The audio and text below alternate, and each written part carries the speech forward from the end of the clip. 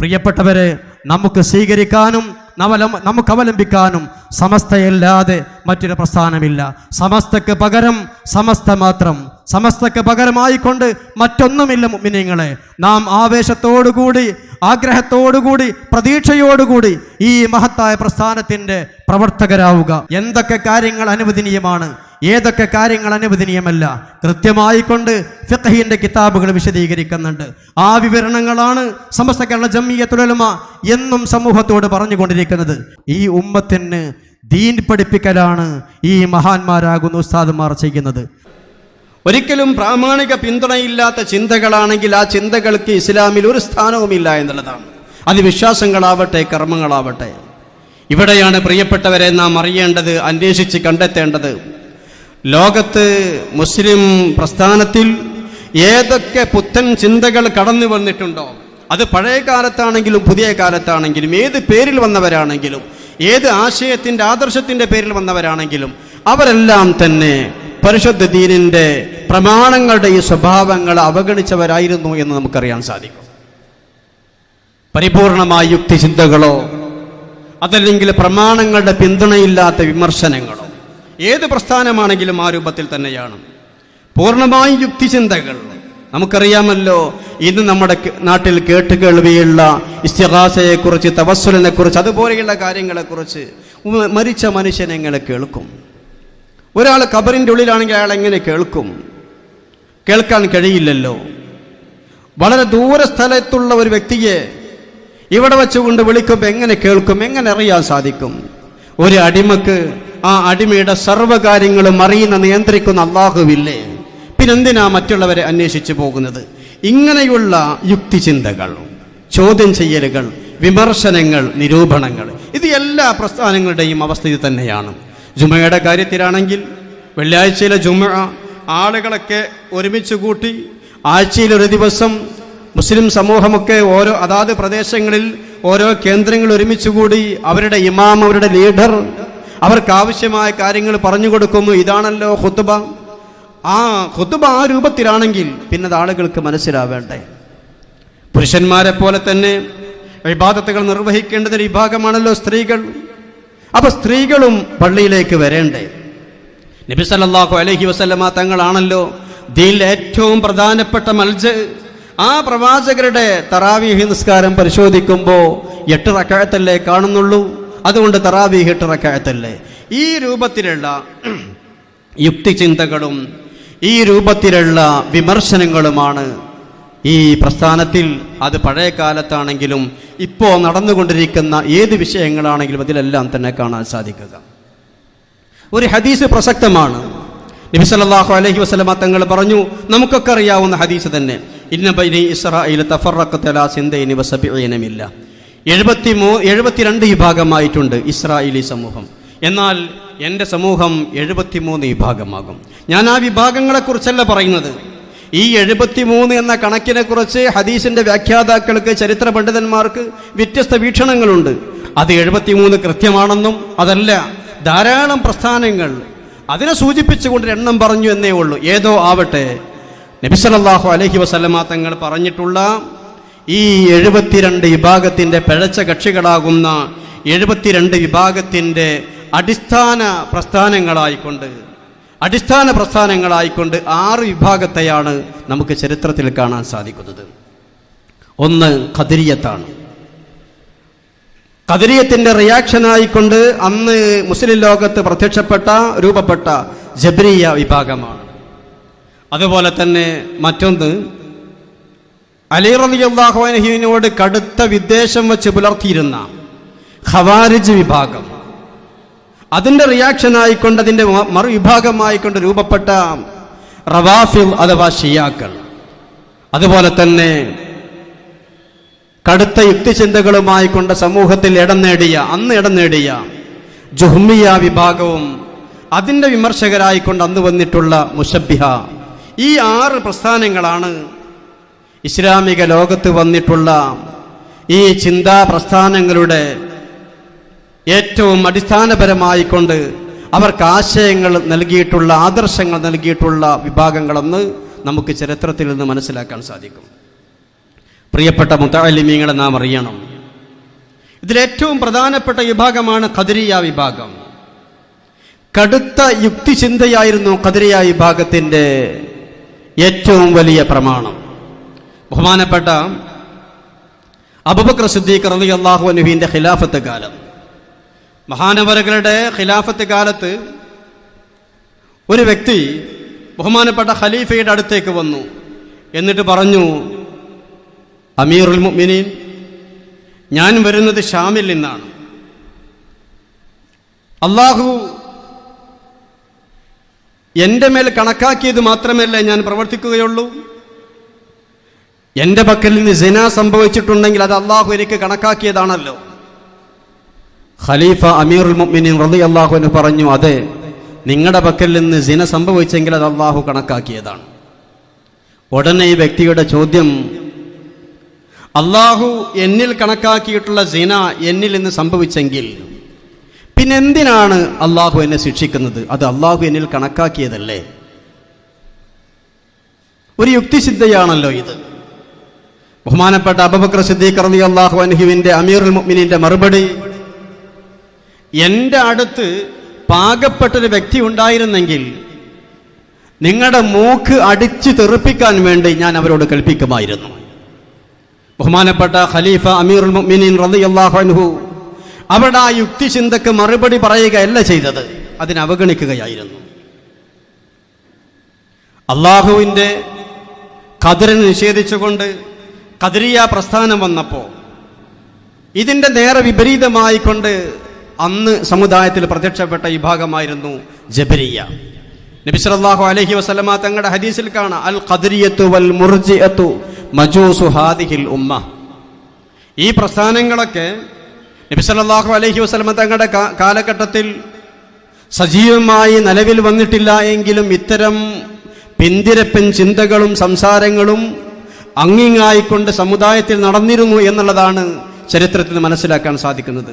ഈ ഭാഗത്തിലെ ഈ ഉമ്മത്തിലെ മജൂസികളാകുന്നു ഖദരിയത്തും മുർജിഅത്തും. മറ്റൊരു ഹദീസിൽ കാണാം, മാ ബഅസല്ലാഹു നബിയ്യ ഇല്ലാ വഫീ ഉമ്മത്തിഹി ഖദരിയത്തുൻ വ മുർജിഅ യുശവ്വിശു അലൈഹി അംറ ഉമ്മത്തി അലാ വ ഇന്നല്ലാഹ ലഅനൽ ഖദരിയത വൽ മുർജിയത അലാ ലിസാനി 70 നബിയ്യ. എല്ലാ ഉമ്മത്തിലും, ഏതൊക്കെ ഉമ്മത്ത് കഴിഞ്ഞു പോയ ആ ഉമ്മത്തിലെല്ലാം തന്നെ ഇത്തരം പിന്തിരിപ്പൻ ചിന്തകൾ വന്നിട്ടുണ്ട്. പിന്തിരിപ്പൻ ചിന്തകൾ എന്നതുകൊണ്ട് ഞാൻ ഉദ്ദേശിക്കുന്നത് പ്രമാണങ്ങൾ അവഗണിച്ചുകൊണ്ട് കേവലം യുക്തിയെ മാത്രം അടിസ്ഥാനപ്പെടുത്തിക്കൊണ്ടുള്ള സംസാരങ്ങളും ന്യായങ്ങളും. ഏതൊക്കെ ഉമ്മത്ത് കഴിഞ്ഞു പോയോ അതിലെല്ലാം തന്നെ ഖദരിയത്തും ഉണ്ടായിട്ടുണ്ട്, മുർജിഅത്തും ഉണ്ടായിട്ടുണ്ട്. എന്താ മുർജിയത്തിന്റെ വാദം? ഏതൊക്കെ പ്രവർത്തനങ്ങളുണ്ട് ആ പ്രവർത്തനങ്ങൾ മുഴുവനും അള്ളാഹു കണക്കാക്കിയത് പ്രകാരമാണ് എന്ന അഹ്ലുസുന്നത്ത് വൽ ജമാഅത്തിന്റെ ഈ അഭിപ്രായത്തിനെതിരെ, ഈ വാദത്തിനെതിരെ അള്ളാഹുവിന്റെ ഖദർ നിഷേധിക്കുന്ന അടിമയുടെ പ്രവർത്തനങ്ങൾ അത് അടിമയുടേത് മാത്രമാണ്, അത് ഖൈറാണെങ്കിലും ഷർറാണെങ്കിലും അടിമയുടേത് മാത്രമാണ് എന്നിങ്ങനെ ഖദർ നിഷേധിക്കുന്ന ഖദരിയത്തും അങ്ങനെയല്ല. അടിമയുടെ ഏത് പ്രവർത്തനമാണെങ്കിലും, ഒരു വ്യക്തിയുടെ ഏത് പ്രവർത്തനമാണെങ്കിലും അത് അള്ളാഹുവിൻ്റേത് മാത്രമാകുന്നു, അടിമ പരിപൂർണമായി മജ്ബൂറാകുന്നു എന്ന് പറയുന്ന മുർജിഅത്ത് വാദം. പിന്നീട് വന്നിട്ടുള്ള മുഅ്തസിലി പ്രസ്ഥാനം, അതുപോലെയുള്ള പ്രസ്ഥാനങ്ങൾ, ഇവരുടെയൊക്കെ ആശയങ്ങളെ, ആദർശങ്ങളെ സൂക്ഷ്മമായി പരിശോധിക്കുമ്പോൾ നമുക്ക് കാണാൻ സാധിക്കുന്നത് അവരൊക്കെ ആദർശങ്ങളെ കണ്ടെത്തുന്നത് ഏറ്റവും ആധുനികമായിക്കൊണ്ട് ഇന്ന് മുസ്ലിം സമൂഹത്തിൽ വലിയ ചർച്ചകളുള്ള സലഫീസമാണെങ്കിലും മൗദൂദിസമാണെങ്കിലും മറ്റേദിസമാണെങ്കിലും ഇതെല്ലാം തന്നെ ചെന്നെത്തുന്നത് ഇബ്നു തൈമിയ എന്ന പരിഷ്കരണവാദിയിലേക്കാണല്ലോ. എന്നാൽ ഇബ്നു തൈമിയയ്ക്ക് എവിടെ നിന്നാണ് ഈ ആദർശങ്ങൾ ലഭിച്ചിട്ടുള്ളത്?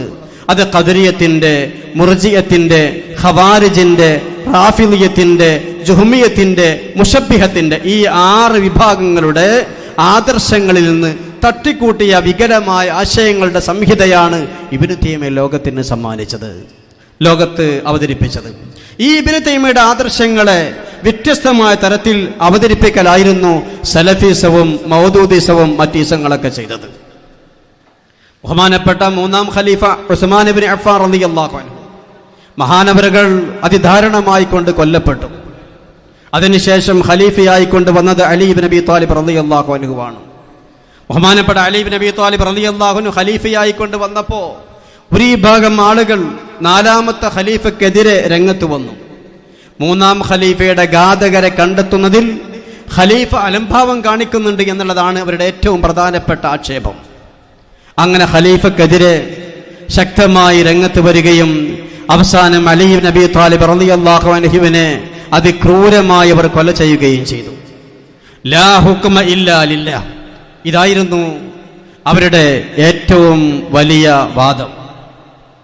ഏത് വിഷയങ്ങളിലും ഏത് പ്രശ്നങ്ങളുണ്ടാകുമ്പോഴും അലി ഇബ്നു അബീ ത്വാലിബ് റളിയല്ലാഹു അൻഹു ചർച്ചകൾക്ക് വേണ്ടി സഹാബിമാരെ നിയോഗിക്കുകയും ആ ചർച്ചകൾക്കൊടുവിൽ രൂപപ്പെടുന്ന വരുന്ന അഭിപ്രായത്തെ സ്വീകരിക്കണമെന്ന് ബഹുമാനപ്പെട്ട ഖലീഫ നിർദ്ദേശിക്കുകയും ചെയ്യും. പക്ഷെ അവിടെ പ്രശ്നങ്ങൾ അവസാനിക്കരുത്, മുസ്ലിം ലോകത്തെ പ്രശ്നങ്ങൾ ഉണ്ടായിക്കൊണ്ടേയിരിക്കണം എന്ന് ഗൂഢമായി കൊണ്ട് ചിന്തിക്കുന്ന ചില ആളുകൾ പരിശുദ്ധ ഖുർആനിൻ്റെതെന്ന് തോന്നുന്ന രീതിയിൽ അവർ ആദർശം കൊണ്ടുവന്നു. ലാ ഹുക്മ ഇല്ലാ ലില്ലാഹ്, മധ്യസ്ഥ ശ്രമങ്ങൾക്കോ മധ്യസ്ഥന്മാർ മുന്നോട്ട് വെക്കുന്ന ആദർശങ്ങൾക്കോ അഭിപ്രായങ്ങൾക്കോ ദീനിൽ എന്ത് സ്ഥാനം? ലാ ഹുക്മ ഇല്ലാ ലില്ലാഹ്. എത്രത്തോളം ബഹുമാനപ്പെട്ട അലി ഇബ്നു അബീ ത്വാലിബ് റളിയല്ലാഹു അൻഹു ഫജ്ർ നിസ്കാരത്തിന് വേണ്ടി സുബ്ഹി നിസ്കാരത്തിന് വേണ്ടി വരികയാണ്. അസ്സലാ അസ്സലാ എന്ന് പറഞ്ഞുകൊണ്ട് ആളുകളെ വിളിച്ചുണർത്തിക്കൊണ്ടാണ് സംഘടിപ്പിച്ചുകൊണ്ടാണ് വരുന്നത്. ആ സമയത്താണ് ഒരു ശത്രു ബഹുമാനപ്പെട്ട അലി ഇബ്നു അബീ ത്വാലിബ് റളിയല്ലാഹു അൻഹുവിന്റെ മൂർധാവിലേക്ക് ഒരു കടാര കൊണ്ട് ആഞ്ഞു വെട്ടുന്നത്, കുത്തുന്നത്. ബഹുമാനപ്പെട്ട അലി റളിയല്ലാഹു അൻഹുവിന്റെ മുഖത്തുകൂടെ രക്തം ധാരധാരയായിക്കൊണ്ട് ഒഴുകി വന്നു. ആ സമയത്ത് കൂടെയുണ്ടായിരുന്ന ശത്രുക്കളൊക്കെ വിളിച്ചു പറഞ്ഞു, ലാ ഹുക്മ ഇല്ലാ ലില്ലാഹ്, യാ അലി ലൈസ ലക ഹുക്ം വലാ ലി അസ്ഹാബിക, നിങ്ങൾക്കോ നിങ്ങളുടെ അനുയായികൾക്കോ വിധി പറയാൻ അനുവാദമില്ല, അത് അല്ലാഹുവിന് മാത്രം. അലി ഇബ്നു അബീ ത്വാലിബ് റളിയല്ലാഹു അൻഹുവിന്റെ ഷഹാദത്ത് സംഭവിച്ചു. അലി ഇബ്നു അബീ ത്വാലിബ് റളിയല്ലാഹു അൻഹു കൊല്ലപ്പെട്ടപ്പോൾ അതിനുശേഷം സമുദായത്തിന്റെ ചിത്രം മാറി. ബഹുമാനപ്പെട്ട അലി റളിയല്ലാഹു അൻഹുവോട് ശക്തമായ വിരോധം വെച്ചു പുലർത്തുന്ന ഈ ഘാതകർ അടങ്ങുന്ന ഒരു സംഘം, അതോടൊപ്പം അലി റളിയല്ലാഹു അൻഹു നബി സല്ലല്ലാഹു അലൈഹി വസല്ലമ തങ്ങളുടെ മരുമകനാണല്ലോ, അഹ്ലുൽ ബൈത്തിലെ പ്രധാനിയാണല്ലോ, ഖലീഫയാണല്ലോ, അവരെ അവഗണിക്കാൻ പാടില്ല എന്ന് പറഞ്ഞുകൊണ്ട് കണക്കിലധികം അലി റളിയല്ലാഹു അൻഹുവിനെ പുകഴ്ത്തുകയും പരിശുദ്ധ ദീൻ പറയാത്ത തരത്തിൽ അലി റളിയല്ലാഹു അൻഹു ഉയർത്തുകയും ചെയ്യുന്ന ഷിയ വിഭാഗം. യഥാർത്ഥത്തിൽ അന്ന് ഷിയാക്കൾ അഹ്ലുസുന്നത്ത് വൽ ജമാഅത്തിന്റെ ഉലമാഇന്റെ മുന്നിൽ അറിയപ്പെട്ടത് ഷിയാക്കൾ എന്ന പേരിലല്ല, റവാഫിദ് എന്ന വിഭാഗത്തിലായിരുന്നു. ബഹുമാനപ്പെട്ട അലി റളിയല്ലാഹു അൻഹുവിനുള്ള വിധേയത്വം കാരണത്താൽ ബഹുമാനപ്പെട്ട ഒന്നാം ഖലീഫയെയും രണ്ടാം ഖലീഫയെയും അവർ അവഗണിച്ചു. അവഗണിക്കുന്നവർ, ഒഴിവാക്കുന്നവർ എന്നർത്ഥം വരുന്ന റാഫിള, റവാഫിള എന്ന പേരിലാണ് അന്ന് ആ വിഭാഗം അറിയപ്പെട്ടത്. ഇവിടെയെല്ലാം തന്നെ നമുക്ക് കാണാൻ കഴിയുന്നത് ഒന്നുകിൽ പ്രമാണങ്ങൾ അവഗണിച്ചുകൊണ്ടുള്ള യുക്തിചിന്തകളോ അതല്ലെങ്കിൽ പ്രമാണങ്ങൾ ഒട്ടും പരിഗണിക്കാതെയുള്ള വിമർശനങ്ങളോ. നബി സല്ലല്ലാഹു അലൈഹി വസല്ലം തങ്ങളുടെ ഹദീസിൽ കാണാമല്ലോ, ഖൈറുൽ ഉമൂരി ഔസതുഹാ, ഇഫ്രാത്തും തഫ്രീത്തുമല്ല, ഈ ഇഫ്രാത്തിന്റെയും തഫ്രീത്തിന്റെയും ഇടയിലുള്ള മധ്യ അവസ്ഥ, അതാണ് ഏറ്റവും ഖൈർ. അതെ, ഇതം പര്യന്തമായി മുസ്ലിം ലോകത്ത് കഴിഞ്ഞു പോയിട്ടുള്ള ഏതൊക്കെ വിവാദങ്ങളുണ്ടോ, സംവാദങ്ങളുണ്ടോ, ചർച്ചകളുണ്ടോ, അതിലെല്ലാം തന്നെ നമുക്ക് കാണാൻ കഴിയുന്നത് എന്നും അഹ്ലുസുന്നത്ത് വൽ ജമാഅ ഈ ഖൈറുൽ ഉമൂരി ഔസതുഹാ എന്ന നിലപാടിലായിരുന്നു. അള്ളാഹുവിന്റെ ഖദറിനെ പറ്റി നിഷേധിച്ചുകൊണ്ട് ഖദരിയത്ത് വന്നപ്പോൾ, അടിമ പരിപൂർണമായും മജ്ബൂറാണ്, അടിമക്കൊന്നുമില്ല എന്ന് പറഞ്ഞുകൊണ്ട് ജബരിയത്ത് വന്നപ്പോൾ, അലി റളിയല്ലാഹുവിന് ഇല്ലാത്ത സ്ഥാനമാനങ്ങൾ നൽകിക്കൊണ്ട് ഷിയാക്കൾ വന്നപ്പോൾ, റാഫിദുകൾ വന്നപ്പോൾ, അലി റളിയല്ലാഹുവിനെ പരിപൂർണമായും അവഗണിച്ചുകൊണ്ട് ഖവാരിജി വിഭാഗം വന്നപ്പോൾ, അതുപോലെ തന്നെ അള്ളാഹു അവൻ സൃഷ്ടികളെ പോലെയല്ല, അവന് കയ്യില്ല, കാലില്ല, അവയവങ്ങളില്ല, സൃഷ്ടികൾക്ക് ഒരു സ്ഥലം ആവശ്യമാണ്, ഇതുപോലെ അള്ളാഹുവിന് ഒരു സ്ഥലം ആവശ്യമില്ല. ഇങ്ങനെയാണല്ലോ മുസ്ലിമീങ്ങൾ അള്ളാഹുവിനെ കുറിച്ച് വിശ്വസിക്കുന്നത്, അങ്ങനെയാണല്ലോ വിശ്വസിക്കേണ്ടത്. ഒരു വിഭാഗം വന്നുകൊണ്ട് ചോദിച്ചു, എങ്ങനെയാകുമ്പോൾ പിന്നെ അള്ളാഹുവിനെ എങ്ങനെ കാണാൻ സാധിക്കും? മുസ്ലിമീങ്ങൾ ആഖിറത്തിൽ വെച്ചുകൊണ്ട്, പരലോകത്ത് വെച്ചുകൊണ്ട്, സ്വർഗത്തിൽ വെച്ചുകൊണ്ട് അള്ളാഹുവിനെ കാണുമെന്ന് വിശ്വസിക്കുമ്പോൾ ചില ആളുകളുടെ യുക്തിചിന്ത, അള്ളാഹുവിന് ഭാഗങ്ങളില്ലെങ്കിൽ അള്ളാഹുവിൻ്റെ കയ്യും കാലും അവയവങ്ങളും ഇല്ലെങ്കിൽ പിന്നെ അള്ളാഹുവിനെ എങ്ങനെ കാണാൻ സാധിക്കും? അള്ളാഹു ഒരു സ്ഥലം കൊണ്ട് ആവശ്യമില്ലാത്തവനാണല്ലോ. കാണപ്പെടുന്ന വസ്തു ഒരു സ്ഥലത്തുള്ളതാകുമല്ലോ. കാണുന്നവൻ്റെയും കാണപ്പെടുന്നവൻ്റെയും ഇടയിൽ നിശ്ചിത അകലമുണ്ടാകുമല്ലോ. ഇതൊന്നും അള്ളാഹുവിനെ സംബന്ധിച്ച് പറയാൻ സാധിക്കൂല എങ്കിൽ പിന്നെ എങ്ങനെ അള്ളാഹുവിനെ കാണാൻ സാധിക്കും? അതുകൊണ്ട് അള്ളാഹുവിനെ കാണാൻ കഴിയുകയില്ല. പൂർണ്ണമായും ഒരു ചിന്തയാണിത്. എന്നാൽ ഇതിനെ പരിപൂർണമായി നിരാകരിച്ചുകൊണ്ട് അങ്ങനെയല്ല അള്ളാഹുവിനെ കാണാൻ സാധിക്കും. എന്തുകൊണ്ട്? അള്ളാഹുവിന് കൈയുണ്ട്, അള്ളാഹുവിന് കാലുണ്ട്, അള്ളാഹുവിന് അവയവങ്ങളുണ്ട്. അതുകൊണ്ട് അള്ളാഹുവിനെ കാണാൻ സാധിക്കും. അള്ളാഹു സംസാരിക്കും, അള്ളാഹു ആകാശത്തേക്ക് ഇറങ്ങി വരുന്ന അള്ളാഹു ആകാശത്തു നിന്നും കയറിപ്പോവുകയും ചെയ്യും എന്തൊക്കെ പറയുന്ന മുശബ്ബിഹ വിഭാഗം. ഇങ്ങനെ ഏത് പ്രസ്ഥാനങ്ങൾ വരുമ്പോഴും ഈ ഇഫ്രാത്തിൻ്റെയും തഫ്രീത്തിൻ്റെയും ഇടയിൽ നിലനിന്ന ചരിത്രമാണ് അഹ്ലുസുന്നത്ത് വൽ ജമാഅത്തിന്റെ ആശയങ്ങളിലും മഹത്തുക്കളാകുന്ന ഇമാമന്മാരുടെ ചരിത്രങ്ങളിൽ നമുക്ക് കാണാൻ കഴിയുന്നത്.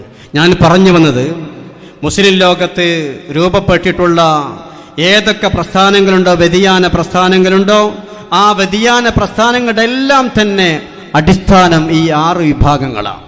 ഈ 6 വിഭാഗങ്ങളുടെ ആദർശങ്ങളെ കെട്ടിപ്പടുക്കുന്നതോ ഈ യുക്തിചിന്തയിലൂടെയും പ്രമാണങ്ങളെ പരിപൂർണമായും അവഗണിച്ചുകൊണ്ടുള്ള നിരീക്ഷണത്തിലൂടെ, വിമർശനത്തിലൂടെ. ഇവിടെ നാം അറിയേണ്ടുന്ന പ്രധാനപ്പെട്ട ഒരു കാര്യമുണ്ട്. ഈ ഇസ്തിഖാമത്ത് നഷ്ടപ്പെടുമ്പോൾ ഒന്നുകിൽ ഫിസ്ഖായിരിക്കും, അതല്ലെങ്കിൽ കുഫറായിരിക്കും, അതല്ലെങ്കിൽ ബിദ്അത്തായിരിക്കും. ഇന്ന് സമൂഹത്തിൽ ഫിസ്കിനെ അതുപോലെ തന്നെ കുഫറിനെ ഗൗരവത്തോടു കൂടി കാണുന്നുണ്ട്. ഒരാൾ കള്ളു കുടിച്ചുകൊണ്ട് മദ്യപാനിയായിക്കൊണ്ട് നടക്കുമ്പോൾ, വ്യഭിചാരിയായിക്കൊണ്ട് ജീവിക്കുമ്പോൾ ആളുകൾ ആരും അയാൾ അംഗീകരിക്കുകയില്ല. ഇസ്ലാമിൽ നിന്ന് പുറത്തു പോയിക്കൊണ്ട് ഇസ്ലാമിൻ്റെ വിമർശകനായിക്കൊണ്ട് കഴിയുമ്പോൾ ആളുകൾ ആ രൂപത്തിൽ അവനെ കാണും.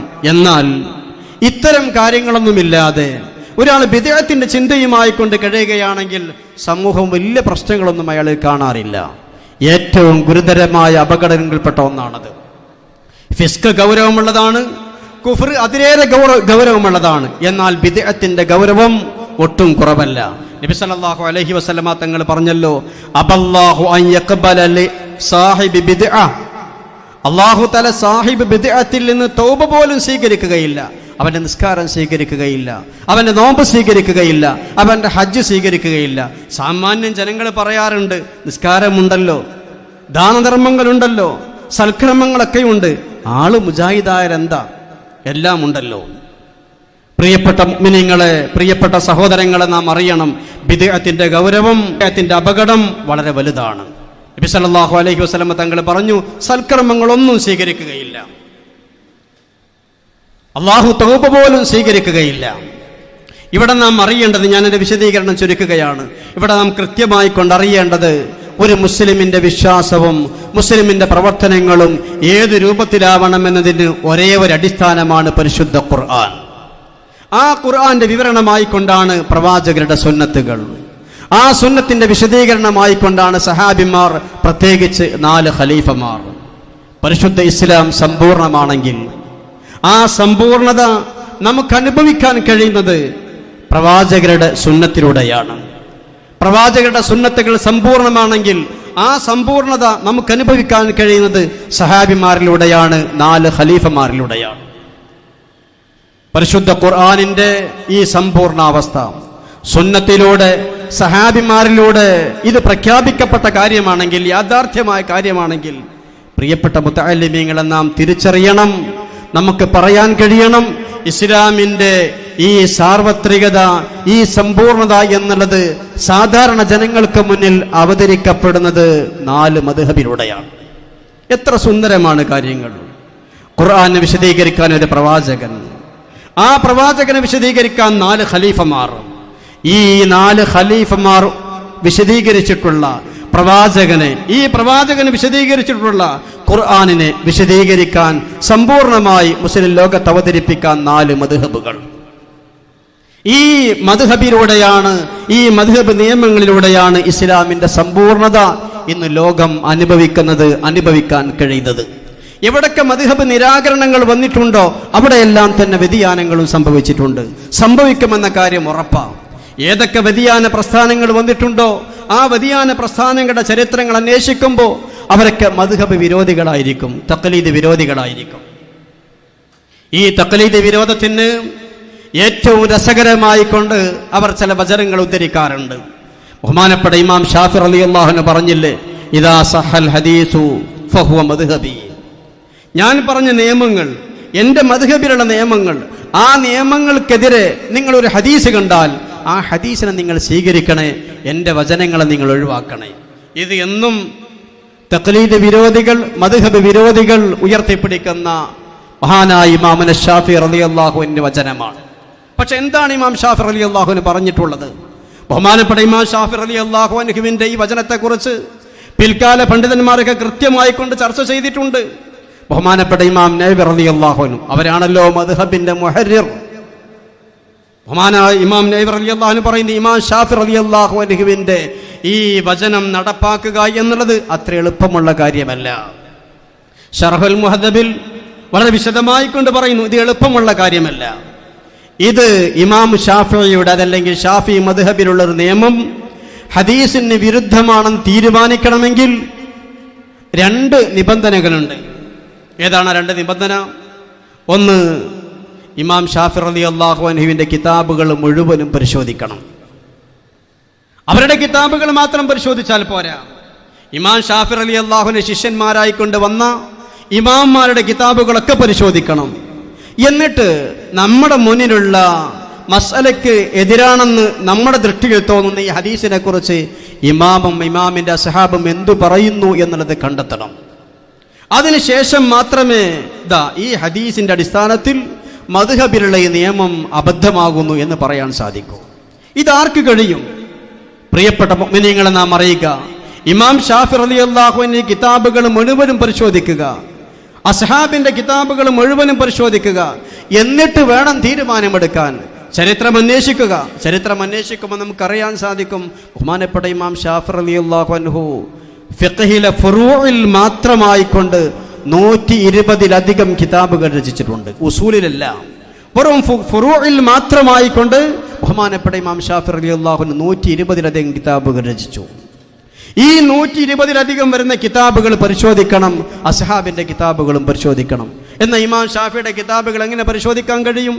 ഇന്ന് ഇമാം ഷാഫി റളിയല്ലാഹു അൻഹുവിൻ്റെതായിക്കൊണ്ട് ലോകത്ത് 2 കിതാബുകൾ മാത്രമാണ് ലഭ്യമായത്. സുന്നികളാവട്ടെ അസുന്നികളാവട്ടെ ആരാണെങ്കിലും ബഹുമാനപ്പെട്ട ഇമാമിന്റെ കിതാബായിക്കൊണ്ട് 2 കിതാബ് മാത്രം. ഒന്ന് റിസാല, അത് ഉസൂലിലുള്ള കിതാബാണ്, റിസാലത്തു ഷാഫിഈ. മറ്റൊന്ന് കിതാബുൽ ഉമ്മ്, അത് ഫുറൂഇലുള്ള കിതാബാണ്. ബാക്കി 199 കിതാബുകളും ഇമാം ഷാഫിയുടെ കിതാബുകൾ ലഭ്യമല്ല. പക്ഷേ മദ്ഹബിനെതിരെ ഒരു തീരുമാനം പറയണമെങ്കിൽ ഇമാമിന്റെ കിതാബുകൾ മുഴുവനും പരിശോധിക്കുക, അസ്ഹാബിന്റെ കിതാബുകളും പരിശോധിക്കുക. അതുകൊണ്ട് തന്നെ ബഹുമാനപ്പെട്ട ഇമാം നവവി റളിയല്ലാഹു അൻഹു പോലെയുള്ളവരൊക്കെ പറഞ്ഞു, ഇദാ സഹൽ ഹദീസു ഫഹുവ മദ്ഹബി എന്ന ഇമാമിന്റെ വാക്കിനെ വിലയിരുത്തിക്കൊണ്ട് ഇത് ഒരിക്കലും നടപ്പാക്കാൻ സാധ്യമല്ല. ഇത് മദ്ഹബിലുള്ള മുജ്തഹിദ് എന്ന പദവിയിലേക്ക് എത്തിയ ആളുകൾ മാത്രം കൈകാര്യം ചെയ്യേണ്ടുന്ന വിഷയമാകുന്നു. ഞാൻ ഇവിടെ പറഞ്ഞു വന്ന വിഷയം, പ്രിയപ്പെട്ട പണ്ഡിത വിദ്യാർത്ഥികളെ, എവിടൊക്കെ വ്യതിയാന പ്രസ്ഥാനങ്ങളുണ്ടോ ആ വ്യതിയാന പ്രസ്ഥാനങ്ങളെല്ലാം തന്നെ മദ്ഹബ് നിരാകരണം എന്നുള്ളതാണ്. മദ്ഹബ് നിരാകരണമാണ് എല്ലാത്തിൻ്റെയും അടിസ്ഥാനം. തഖ്ലീദ് നിരാകരണം, സ്വന്തമായി കൊണ്ട് അഭിപ്രായങ്ങൾ പറയുക, അഥവാ യുക്തിചിന്ത, പ്രാമാണിക പിന്തുണയില്ലാത്ത നിരൂപണങ്ങളും നിരീക്ഷണങ്ങളും എല്ലാ സ്ഥലത്തും ഇതാണ് കാണാൻ സാധിക്കുക. ഞാൻ പറഞ്ഞല്ലോ, ഒന്നുകിൽ ഇഫ്രാത്തായിരിക്കും, അതല്ലെങ്കിൽ തഫ്രീത്തായിരിക്കും. ഈ ഇഫ്രാത്തിന്റെ മേഖലയിലാണ് തരീഖത്ത് പ്രസ്ഥാനങ്ങൾ കടന്നു വരുന്നത്. ഇല്ലാത്ത നിയമങ്ങൾ ഉണ്ടാക്കി, ദീനിൽ സങ്കീർണതകൾ ഉണ്ടാക്കിക്കൊണ്ട് സമൂഹത്തിന് ഒരു തരം പൗരോഹിത്യത്തിലേക്ക്, ഒരു തരം പ്രത്യേകമായ അവസ്ഥയിലേക്ക് നയിക്കുക എന്നുള്ളതാണ് എന്നും കള്ളത്തരീഖത്തുകാർ ചെയ്യാറുള്ളത്. സമൂഹത്തിന് ഏറ്റവും പ്രധാനപ്പെട്ട കാര്യമാണ് വിനയം, താഴ്മ എന്നുള്ളത്. എവിടൊക്കെ കള്ളത്തരീഖത്തുകാർ പ്രത്യക്ഷപ്പെടുന്നോ അവിടെ എല്ലാം തന്നെ തിരിച്ചറിയാനുള്ള അടയാളമായി കൊണ്ട് നമുക്ക് കാണാവുന്നതാണ് സുന്നത്ത് ജമാഅത്തിന്റെ ആലിമീങ്ങളെ ചോദ്യം ചെയ്യുക, അവർക്കെതിരെ അഹങ്കരിക്കുക എന്നുള്ളത്.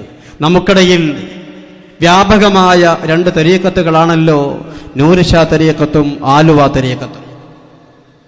ഇന്ന് നമുക്കിടയിൽ വ്യാപകമായ 2 തരീഖത്തുകളാണ്. ഈ 2 തരീഖത്തുകളുടെ സ്വഭാവങ്ങൾ പരിശോധിക്കുമ്പോൾ തന്നെ നമുക്കറിയാം, നൂർഷക്കാർ ഏതൊരു സാധാരണ വ്യക്തിയാണെങ്കിലും ഷെയ്ഖുമായി ബൈഅത്ത് ചെയ്ത് കഴിഞ്ഞാൽ പിന്നെ അവർക്ക് പ്രത്യേകമായ അവസ്ഥ. ശരീഅത്തിന്റെ ആലിമീങ്ങളെ കാണുമ്പോൾ, ഉസ്താദുമാരെ കാണുമ്പോൾ അവരൊക്കെ ലാഹിരിയ ഇൽമ് മാത്രമേ അവർക്കുള്ളൂ. അവർക്കൊന്നും അസ്റാറിന്റെ ഇൽമില്ല, സിറുകൾ അവർക്കറിയില്ല, അവർക്കൊന്നും ഫയലാനില്ല, അവർക്കൊന്നും കശ്ഫില്ല. ഈ രൂപത്തിൽ ആലിമീങ്ങളെ ചെറുതാക്കുക. ദീനിന്റെ മുഖമുദ്രയാണ് തവാളുഅ്, ദീനിന്റെ മുഖമുദ്രയാണ് വിനയം. എവിടെയൊക്കെ കള്ള ശൈഖന്മാർ വന്നോ, കള്ള തരീഖത്തുകാർ വന്നോ, അവിടെയെല്ലാം തന്നെ കാണപ്പെടുന്ന കാര്യമാണ് അഹങ്കാരം, ദീനിന്റെ ഉലമാക്കളെ ചോദ്യം ചെയ്യുക എന്നുള്ളത്. ഞാൻ ഒരു സംഭവം പറയട്ടെ. ബഹുമാനപ്പെട്ട കോട്ടുമല ഉസ്താദ്, കോട്ടുമല ബാപ്പു മുസ്ലിയാർ നവറല്ലാഹു മർക്കദ, സമസ്ത കേരള ജമിയത്തുൽ ഉലമക്ക് വേണ്ടി, നമുക്ക് വേണ്ടി ജീവിതം മുഴുവനും മാറ്റിവെച്ച, നമുക്ക് വേണ്ടി സേവനം ചെയ്തൊരു മഹാനാണ് ബഹുമാനപ്പെട്ട കോട്ടുമല ബാപ്പു മുസ്ലിയാർ നവറല്ലാഹു മർക്കദ. മഹാനവരുടെ പിതാവ് കോട്ടുമല അബൂബക്കർ മുസ്ലിയാർ സമസ്ത കേരള ജമിയത്തുൽ ഉലമയുടെ മഹാന്മാരായ പണ്ഡിതന്മാരിൽ പ്രമുഖനായിരുന്നു. ഈ നൂർ ഷാ ഷെയ്ഖ് കേരളത്തിലേക്ക് വന്ന ആ ഉടനെ നൂർ ഷാ ഷെയ്ഖിന്റെ യാഥാർത്ഥ്യം മനസ്സിലാക്കാതെ അതറിയുന്നതിന് മുമ്പായിക്കൊണ്ട് നമ്മുടെ പല ആളുകളും ആ ഷെയ്ഖുമായി ബൈഅത്ത് ചെയ്തിരുന്നു. ഇന്ന് നൂർ ഷക്കാർ ആ കഥ പറയാറുണ്ട്. കൂട്ടത്തിൽ ബഹുമാനപ്പെട്ട കോട്ടുമല അബൂബക്കർ ഉസ്താദ് നവറല്ലാഹു ബർക്കത മഹാനവറുകളും നൂർ ഷാ ഷെയ്ഖിനെ കൊണ്ട് ബൈഅത്ത് ചെയ്ത വ്യക്തികളിൽ ഒരാളായിരുന്നു. പക്ഷേ നൂർ ഷാ തരീഖത്തുകാർ തന്നെ പറയുന്നുണ്ട്, പെരിന്തൽമണ്ണയിൽ വെച്ചുകൊണ്ട് ഒരു തരീഖത്ത് സമ്മേളനം സമസ്ത സംഘടിപ്പിച്ചു. ആ തരീഖത്ത് സമ്മേളനത്തിൽ വെച്ചുകൊണ്ട് ബഹുമാനപ്പെട്ട കോട്ടുമല ഉസ്താദ് കോട്ടുമല അബൂബക്കർ മുസ്ലിയാർ നവറല്ലാഹു മർക്കദ മഹാനവറുകൾ പ്രഖ്യാപിച്ചു, ഞാൻ ഈ ഷെയ്ഖിനെ ബൈഅത്ത് ചെയ്തിരുന്നു, ഞാൻ ഈ ഷെയ്ഖിനെ തുടർന്നിരുന്നു. പക്ഷേ ഇമാമ് ഉളൂ ഇല്ലാത്ത ഇമാമാണെന്ന് എനിക്ക് ബോധ്യമായി. അപ്പം ഞാൻ ആ ഇമാമിനെ ഒഴിവാക്കുകയും ചെയ്തു. എത്രമാത്രം പ്രസക്തമാണ് പ്രിയപ്പെട്ടവരെ. മുന്നിൽ നിൽക്കുന്ന ഇമാമ് യോഗ്യനായിരിക്കണം, മെഹ്റാബിൽ നിൽക്കുന്ന ഇമാമ് യോഗ്യനായിരിക്കണം. യോഗ്യനായ ഇമാമാണെങ്കിൽ തുടരാൻ പറ്റൂ. ഇതേ രൂപത്തിൽ തരീഖത്തിന്റെ ഷെയ്ഖായിക്കൊണ്ട് വാഴ്ത്തപ്പെടുന്നവർ അതിന് യോഗ്യരായിരിക്കണം. യോഗ്യതയില്ലാത്തവരാണെങ്കിൽ തുടർച്ച സഹിഹല്ല. ബഹുമാനപ്പെട്ട കോട്ടുമല ഉസ്താദ് പറയുന്നു, ഇമാമ് ഉളൂ ഇല്ലാത്ത ഇമാമാണെന്ന് എനിക്ക് മനസ്സിലായി, അതുകൊണ്ട് ഞാൻ അതിൽ നിന്നും ഒഴിവാകുന്നു. നൂർ ഷാ ഷെയ്ഖിന്റെ കിതാബുകൾ പരിശോധിക്കുമ്പോൾ, ഗ്രന്ഥങ്ങൾ പരിശോധിക്കുമ്പോൾ ഏറ്റവും പ്രധാനപ്പെട്ട ഒരു ഗ്രന്ഥമാണ് അസ്റാറെ ലാ ഇലാഹ ഇല്ലല്ലാഹ്. ഞാൻ ചുരുക്കി പറയുകയാണ്, ഒരുപാട് വിശദീകരിക്കേണ്ടുന്ന കാര്യങ്ങളാണ്. അസ്റാറെ ലാ ഇലാഹ ഇല്ലല്ലാഹ് എന്ന ഗ്രന്ഥത്തെക്കുറിച്ച് സംസാരിക്കുമ്പോൾ നൂർ ഷക്കാർക്ക് ഒരു തരം വെപ്രാളമാണ്. അവരെല്ലാത്തിനെ കുറിച്ച് സംസാരിക്കാൻ തയ്യാറാകും. പക്ഷേ ഷെയ്ഖിന്റെ കിതാബ് അസ്റാറെ ലാ ഇലാഹ ഇല്ലല്ലാഹ് ഇത് കേൾക്കുമ്പോഴേക്ക് അവർക്ക് വല്ലാത്തൊരവസ്ഥയാണ്. എന്താണത് കാര്യം? അസ്റാറെ ലാ ഇലാഹ ഇല്ലല്ലാഹ് എന്ന ഗ്രന്ഥത്തിൽ ഒരുപാട് വിഷയങ്ങളെക്കുറിച്ച് സംസാരിക്കുന്നുണ്ട്. ഇന്നത്തെ നമ്മുടെ നാട്ടിലെ സലഫികൾ പറയുന്നത് പോലെയുള്ള, മൗദൂദികൾ പറയുന്നത് പോലെയുള്ള ഒരുപാട് കാര്യങ്ങളെക്കുറിച്ച് പറയുന്നുണ്ട്. എന്ന് പറഞ്ഞാൽ മഹത്തുക്കളിൽ നിന്ന് ശഫാഅത്ത് പ്രതീക്ഷിക്കുക, മഹത്തുക്കളോട് സഹായം തേടുക, അവരോട് ബറക്കത്ത് തേടുക, അവരിൽ നിന്നും ബറക്കത്ത് പ്രതീക്ഷിക്കുക. ഇങ്ങനെയുള്ള ഒരുപാട് കാര്യങ്ങളെക്കുറിച്ച് പറഞ്ഞതിന് ശേഷം നൂർ ഷാ ഷെയ്ഖ് പറയുന്നു, ഇതെല്ലാം ശിർക്കാകുന്നു എന്നാണ് സമൂഹത്തിൽ ഒരു വിഭാഗം പറയുന്നത്. ഇതൊക്കെ ശിർക്കാണ് എന്ന്. എന്നാൽ നൂർ ഷാ ഷെയ്ഖ് പറയുകയാണ്, അൽബത്ത, തീർച്ചയായും യാ തമാം അഅ്മാൽ മംനൂഅ്, ഈ പ്രവർത്തനങ്ങൾ ശിർക്കാകുന്നു എന്നൊരു വിഭാഗം പറയുന്നുണ്ടെങ്കിൽ ശിർക്കാകുന്നു എന്ന ആരോപണം ശരിയല്ല. അങ്ങനെ ശിർക്കാകുന്നു എന്ന് പറഞ്ഞുകൊണ്ട് മാറ്റാൻ പാടില്ല. അവ ശിർക്കല്ല, പക്ഷേ ശരീഅത്ത് വിരോധിച്ച കാര്യങ്ങളാകുന്നു. ഇതുകൊണ്ടാണ് ബഹുമാനപ്പെട്ട കോട്ടുമല ഉസ്താദ് പറഞ്ഞത്, മുന്നിൽ നിൽക്കുന്ന ഇമാമ് തുടരാൻ യോഗ്യനല്ല എന്ന്. ഞാൻ പറഞ്ഞു വന്ന കാര്യം ഒന്നുകൂടി ഓർമ്മപ്പെടുത്തുന്നു. പരിശുദ്ധമായ ദീനിന്റെ ഏറ്റവും അടിസ്ഥാനപരമായ പോയിന്റ് മദ്ഹബുകളെ അംഗീകരിക്കുക. പരിശുദ്ധ ഖുർആൻ എന്തു പറഞ്ഞോ, ഹദീസുകൾ എന്തു പറഞ്ഞോ, സഹാബിമാരുടെ പ്രവർത്തനങ്ങൾ എന്തായിരുന്നു, അതിനെ പരിപൂർണമായും സ്വീകരിച്ചുകൊണ്ട്, ഇതിനെ അവഗണിച്ചുകൊണ്ട് നിരീക്ഷണങ്ങളോ ഇഫ്രാത്തോ തുഫ്രീത്തോ എന്നും പരിശുദ്ധമായ ദീനിൽ പുതിയ പുതിയ പ്രസ്ഥാനങ്ങൾക്ക് രൂപം കൊടുത്തിട്ടുള്ള കാര്യമാണ്. പിന്നീട് വന്ന മുഅ്തസിലി പ്രസ്ഥാനമാണെങ്കിലും ഏതാണെങ്കിലും ഞാൻ ചുരുക്കട്ടെ, പ്രിയപ്പെട്ട മുഅ്മിനീങ്ങളെ, പരിശുദ്ധമായ ദീനിനൊരു അടിസ്ഥാനമുണ്ട്. ഈ അടിസ്ഥാനമാണ് ദീനിലെ ഏറ്റവും പ്രധാനപ്പെട്ട കാര്യം. ഏതാണത്? യാ അയ്യുഹല്ലദീന ആമനു തഖുല്ലാഹ വകൂനൂ മഅസ്സാദിഖീൻ. ഇതാണ് ദീനിന്റെ ഏറ്റവും അടിസ്ഥാനപരമായ പോയിന്റ്. വിശ്വാസമാണെങ്കിലും കർമ്മങ്ങളാണെങ്കിലും. യാ അയ്യുഹല്ലദീന ആമനു തഖുല്ലാഹ, നിങ്ങൾ മുത്തഖീങ്ങളാവണേ. എങ്ങനെയാണ് തഖ്വ ലഭിക്കുക? വകൂനൂ മഅസ്സാദിഖീൻ, നിങ്ങൾ സാദിഖീങ്ങളോട് കൂടെയാവുക. സച്ചരിതരോടുകൂടെയാവുക. മഹാനായ അനസ് റളിയല്ലാഹു അൻഹു പറയുന്നൊരു സംഭവം നമുക്ക് കാണാം. അനസ് റളിയല്ലാഹു അൻഹു നബി സല്ലല്ലാഹു അലൈഹി വസല്ലമ തങ്ങളുടെ സന്നിധിയിലേക്ക് വന്നു. ബഹുമാനപ്പെട്ട അനസ് റളിയല്ലാഹു അൻഹു പറയുകയാണ്, ഞാൻ നബി തങ്ങളുടെ ഹദ്റത്തിൽ ഇരിക്കുന്ന സമയത്ത് ഒരാൾ കയറി വന്നുകൊണ്ട് ചോദിച്ചു, അല്ലാഹുവിൻ്റെ റസൂലേ, മത്തസ്സാഅ, എപ്പോഴാണ് ഖിയാമത്ത് നാൾ സംഭവിക്കുക?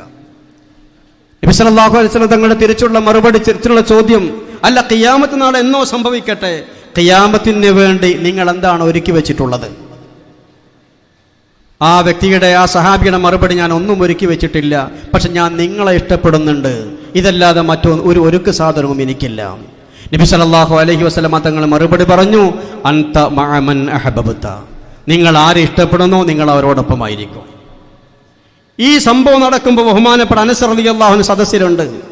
മഹാനായ അനസ് റളിയല്ലാഹു അൻഹു പള്ളിയുടെ പുറത്തേക്കിറങ്ങി, എന്നിട്ട് സന്തോഷത്തോടുകൂടി തുള്ളിച്ചാടാൻ തുടങ്ങി. കാണുന്ന സഹാബിമാരൊക്കെ ആശ്ചര്യത്തോടുകൂടി നോക്കുകയാണ്, എന്താണ് അനസിൻ്റെ ഈ ചാട്ടം? ബഹുമാനപ്പെട്ട അനസ് റളിയല്ലാഹു അൻഹു പറയുകയാണ്, ഞാൻ എൻ്റെ ജീവിതത്തിൽ ഈ വാക്ക് കേട്ടപ്പോൾ സന്തോഷിച്ച അത്രയും മറ്റൊരു സമയത്തും ഞാൻ സന്തോഷിച്ചിട്ടില്ല. എന്നിട്ട് ബഹുമാനപ്പെട്ട അനസ് റളിയല്ലാഹു അൻഹു പറയുന്നു, ഇന്നി ഉഹിബ്ബുൻ നബിയ സല്ലല്ലാഹു അലൈഹി വസല്ലം, ഞാൻ നബി തങ്ങളെ ഇഷ്ടപ്പെടുന്നു. അബൂബക്കർ, ഞാൻ അബൂബക്കർ സിദ്ദീഖ് റളിയല്ലാഹു അൻഹു ഇഷ്ടപ്പെടുന്നു. ഉമർ റളിയല്ലാഹു അൻഹു ഇഷ്ടപ്പെടുന്നുണ്ട്. വഅർജു അൻ അകൂന മഅഹും ബിഹുബ്ബി ഇയ്യാഹും, ഞാൻ അവരെ ഇഷ്ടപ്പെടുന്ന കാരണത്താൽ ഞാൻ അവരോടൊപ്പം ആയിരിക്കണം എന്ന് ഞാൻ പ്രതീക്ഷിക്കുന്നു. വഇല്ലം അഅമൽ ബിമിസ്ലി അഅമാലിഹിം, അവരൊക്കെ ചെയ്യുന്നത് പോലെ എനിക്ക് ചെയ്യാൻ സാധിച്ചിട്ടില്ലെങ്കിലും, അവരൊക്കെ പ്രവർത്തിക്കുന്നത് പോലെ, അവരുടെ ഇബാദത്തുകളെ പോലെ എനിക്ക് ഇബാദത്ത് ചെയ്യാൻ സാധിച്ചിട്ടില്ലെങ്കിലും, ഞാൻ അവരോടുള്ള ഇഷ്ടം കാരണത്താൽ അവരോടൊപ്പമായിരിക്കുമെന്നാണ് ഞാൻ പ്രതീക്ഷിക്കുന്നത്. ഇതാണ് പരിശുദ്ധമായ ദീൻ. ഒറ്റ കാര്യം കൂടി പറഞ്ഞുകൊണ്ട് ഞാൻ അവസാനിപ്പിക്കാം. ബഹുമാനപ്പെട്ട ഹൻദല റളിയല്ലാഹു അൻഹു ചെറുപ്പകാലത്തുണ്ടായ ഒരു അനുഭവത്തെക്കുറിച്ച് പറയുന്നുണ്ട്. ബഹുമാനപ്പെട്ട ഹൻദല റളിയല്ലാഹു അൻഹുവിനെ അവിടെ വല്ലിപ്പ നബി സല്ലല്ലാഹു അലൈഹി വസല്ലം തങ്ങളുടെ അരികിലേക്ക് കൊണ്ടുപോയി. ഈ കുട്ടിയെ കണ്ടപ്പോൾ നബി സല്ലല്ലാഹു അലൈഹി വസല്ലം തങ്ങൾ ഹൻദലയെ അടുത്തേക്ക് വിളിച്ചു. എന്നിട്ട് തലയിൽ കൈവച്ചുകൊണ്ട് പറഞ്ഞു, ബാറക്കല്ലാഹു ഫീക, അല്ലാഹു നിങ്ങൾക്ക് ബറക്കത്ത് ചെയ്യട്ടെ. അന്ന് ഹൻദല റളിയല്ലാഹു അൻഹു ചെറിയ കുട്ടിയാണ്. പിന്നീട് നബി സല്ലല്ലാഹു അലൈഹി വസല്ലം തങ്ങളുടെ വഫാത്തിന് ശേഷം ഹൻദല റളിയല്ലാഹുവിനെ കുറിച്ച് ചരിത്രത്തിൽ കാണാം, മദീനയിലോ പരിസരത്തോ ആളുകൾക്ക് രോഗങ്ങൾ ഉണ്ടാകുമ്പോൾ ഈ രോഗമുള്ള ആളുകൾ ഹൻദല റളിയല്ലാഹുവിനെ സമീപിക്കും, രോഗശമനത്തിന് പരിഹാരമായിക്കൊണ്ട്. അങ്ങനെ ആളുകൾ വരുമ്പോൾ ഹൻദല റളിയല്ലാഹു അൻഹു അവിടുത്തെ ആ കയ്യിലൊന്ന് തുപ്പിയതിന് ശേഷം ഹൻദല റളിയല്ലാഹു അൻഹു സ്വന്തം തലയിൽ ആ കൈ വെക്കുമ്പോൾ ബഹുമാനപ്പെട്ട ഹൻദല റളിയല്ലാഹു അൻഹു പറയും, ബിസ്മില്ലാഹ് അലാ മൗളിഇ കഫി റസൂലില്ലാഹ്, ബിസ്മി ചൊല്ലിക്കൊണ്ട് അലാ മൗളിഇ കഫി റസൂലില്ലാഹ്, എൻ്റെ ഈ ശിരസ് ഇത് മുത്തുനബി സല്ലല്ലാഹു അലൈഹി വസല്ലം തങ്ങൾ കൈവച്ച ഭാഗമാണ്, ഇവിടെ ഞാൻ കൈവെക്കുന്നു എന്ന് പറഞ്ഞുകൊണ്ട് കൈവെക്കുകയും ആ കൈ കൊണ്ട് രോഗിയുടെ രോഗമുള്ള ഭാഗത്ത് ഇങ്ങനെ തടവിക്കൊടുക്കുകയും ചെയ്യും. ചരിത്രത്തിൽ കാണാം, ഹൻദല റളിയല്ലാഹു അൻഹു ഈ ചികിത്സ അത് അന്ന് സമൂഹത്തിൽ വലിയ ഫലമുള്ള ചികിത്സയായിരുന്നു. ആളുകളുടെ രോഗങ്ങൾ സുഖപ്പെടുമായിരുന്നു. മഹാന്മാരുള്ള സ്നേഹം, പരിശുദ്ധ ദീനിന്റെ പ്രമാണങ്ങളെ അപ്പടി നിരീക്ഷണങ്ങളോ ചിന്തകളോ യുക്തിചിന്തകളോ നിരൂപണങ്ങളോ ഇല്ലാതെ അപ്പടി സ്വീകരിക്കുക, മഹത്തുക്കളെ സ്നേഹിക്കുക. പ്രിയപ്പെട്ട മുഅ്മിനീങ്ങളെ, ഇതാണ് പരിശുദ്ധമായ ദീനിന്റെ അടിത്തറ. ഏതൊക്കെ വ്യതിയാന പ്രസ്ഥാനങ്ങൾ വന്നിട്ടുണ്ടോ ഈ വ്യതിയാന പ്രസ്ഥാനങ്ങളെല്ലാം തന്നെ ആകത്തുക ഇതിന്റെ നിഷേധങ്ങളായിരുന്നു, ഇതിനെ ചോദ്യം ചെയ്യലായിരുന്നു. എൻ്റെ സംസാരം നീണ്ടുപോയെങ്കിൽ സദസ്സിനോട് ക്ഷമ ചോദിച്ചുകൊണ്ട് ബാക്കിയുള്ള ഭാഗത്തേക്ക് നമുക്ക് പ്രവേശിക്കാം. അല്ലാഹു അനുഗ്രഹിക്കട്ടെ. അസ്സലാമു അലൈക്കും വറഹ്മത്തുള്ളാഹി.